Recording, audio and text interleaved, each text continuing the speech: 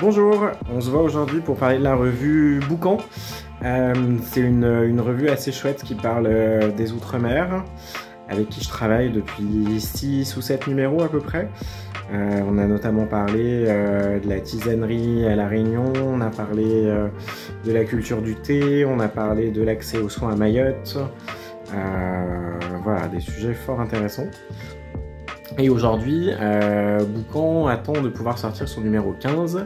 Donc il y a une campagne Ulule qui est en cours où je vous invite à participer. Pandémique, c'est un projet que j'ai commencé il y a déjà quelques années où j'avais envie de parler de l'approche de l'utilisation des plantes médicinales à La Réunion, ce qui a une spécificité dans les usages de la tisanerie. Et de fil en aiguille, j'en suis venu à plutôt m'intéresser à la protection de la biodiversité réunionnaise.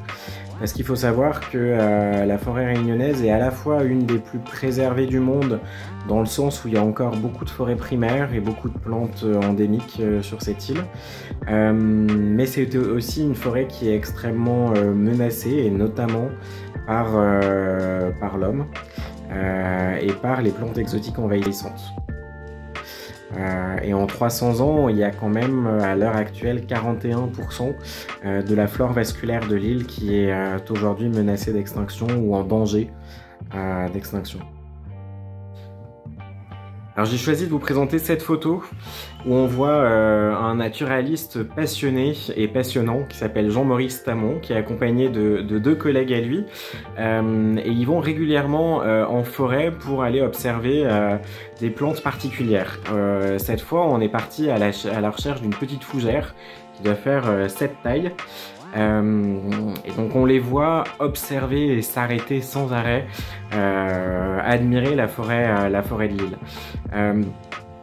Il me raconte quand même, alors en parlant de cette image, on voit encore une forêt réunionnaise qui a l'air en pleine santé, mais c'est en quelque sorte l'arbre qui cache la forêt, puisque 41% de la biodiversité de l'île est actuellement en voie d'extinction, et Jean-Maurice fait partie de ces naturalistes passionnés qui a collaboré avec le Conservatoire botanique national des Mascarins pour évaluer justement l'état de préservation de la biodiversité de l'île.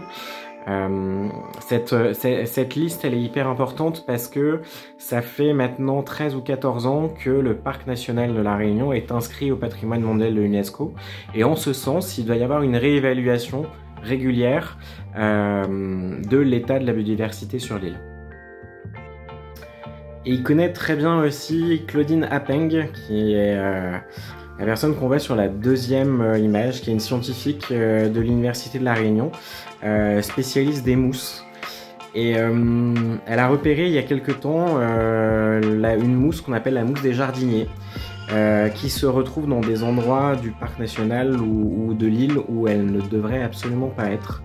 Ce serait une mousse qui serait apparue dans les années 60 sur l'île, et donc elle part avec une de ses étudiantes étudier ces mousses pour voir quelle est leur croissance.